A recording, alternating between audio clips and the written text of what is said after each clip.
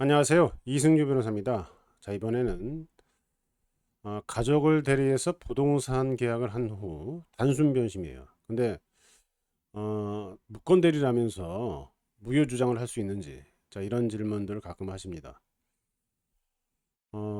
예를 들어서 제가 동생들을 위해서 판례 사안인데 동생들을 위해서 부동산 매매 계약을 해요. 동생들을 위해서 괜찮은 부동산이라고 생각해서 팍 잡은 거죠.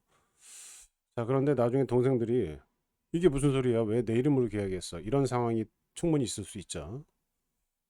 제가 유사 사안을 한 적도 있습니다. 제 책에는 안 넣었는데, 어머니가 캐나다에 있는 딸의 이름으로 부동산 매매 계약을 체결한 사안이 있어요. 거의 지금 이 대법원 판결하고 유사하긴 한데, 어쨌든, 자, 이런 경우에, 가족이 펄쩍 뜁니다. 왜 내 이름으로 계약을 했냐? 자, 이런 상황이 벌어져요. 자, 그러면 이때 그 본인이 찾아오거나 대리인이 저한테 찾아오셔가지고, 자, 이거를 어떻게 무권 대리라고 주장하면 무효가 된다는데 제가 지급한 계약금 돌려받을 수 있는지 무권 대리 주장하면서 이런 질문들을 하십니다. 자, 볼까요? 자, 이 문제는 제책 부동산 문제쟁점 2판 193쪽에 나오고요. 정식 제목은 부동산 매매에 있어서 무권 대리인의 책임 범위 문제입니다. 자, 대리권 없는 자의 대리는 본인이 추인이 없으면 본인에게 효력이 없다. 이렇게 주장을 이렇게 써 있어요. 법전문에 130조입니다.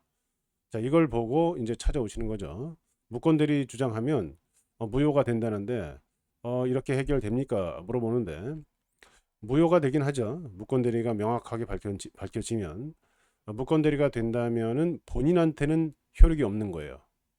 본인에게 효력이 없다 이렇게 돼 있으니까 본인의 추인이 없으면 그래서 본인이 추인하지 않으면 그냥 무효는 맞습니다. 다만 135조 1항에 본인이 이렇게 빠져나올 수 있겠지만 무권 대리인이 상대방의 선택에 따라서 계약 이행 책임을 진다라는 조항이 있습니다. 따라서 무권 대리라고 주장하는 자, 제가 이제 부동산을 매수했다면 부동산 매도인이 자, 본인 당신은 책임 안 지더라도 무권 대리 당신이 책임을 져 이런 주장을 할 수가 있어요. 그것도 이행 책임을 주장할 수 있고요. 이렇게 되면 무권 대리인이 해당 부동산을 매수해야 되는 그런 상황이 벌어질 수 있는데 무권 대리인이 무효를 주장하는 마당에 그걸 매수하겠습니까? 결국은 그냥 매수를 못하고 그에 따른 책임을 지는 거죠.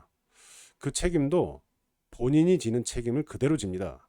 따라서 무권 대리 할 때 우리가 계약서 쓰잖아요. 그 계약서에 손해배상 예정 조항이 있죠.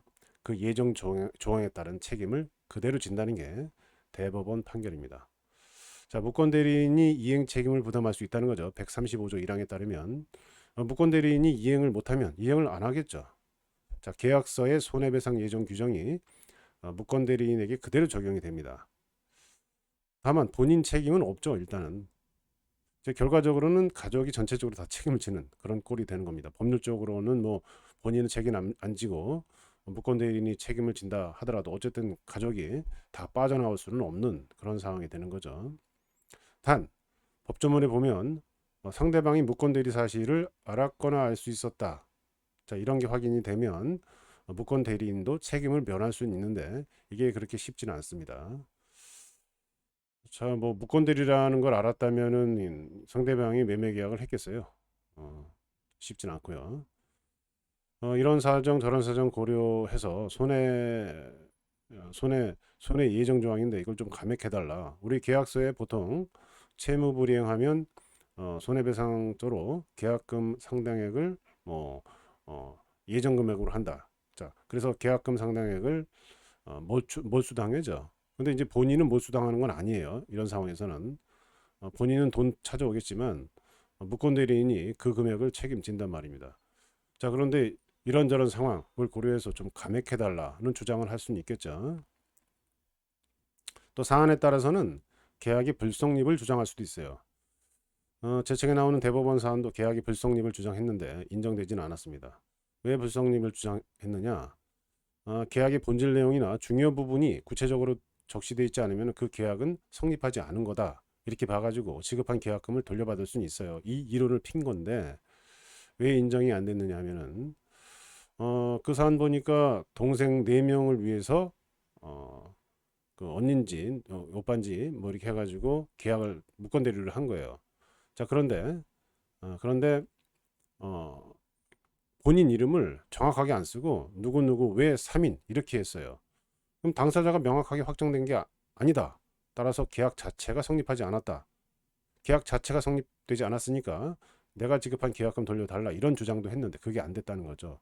그 안 된 이유는 어, 동생들 이름이 다 나오는 가족관계 증명서를 상대방한테 제공을 합니다.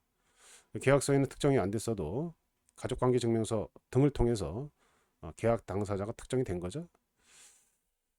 자, 오늘은 가족을 대리했는데 부동산 계약구, 단순 변심 또는 개인적인 문제 등으로 무권 대리라면서 무효 주장을 하고 빠져나올 수 있는지 이런 문제를 검토해 봤는데, 정리하자면 무권 대리로 확인이 되면 본인은 책임지지 않겠지만 무권 대리인이 본인의 책임을 그대로 부담하기 때문에 가족 문제를 적절하게 해결하기는 어렵다는 거죠.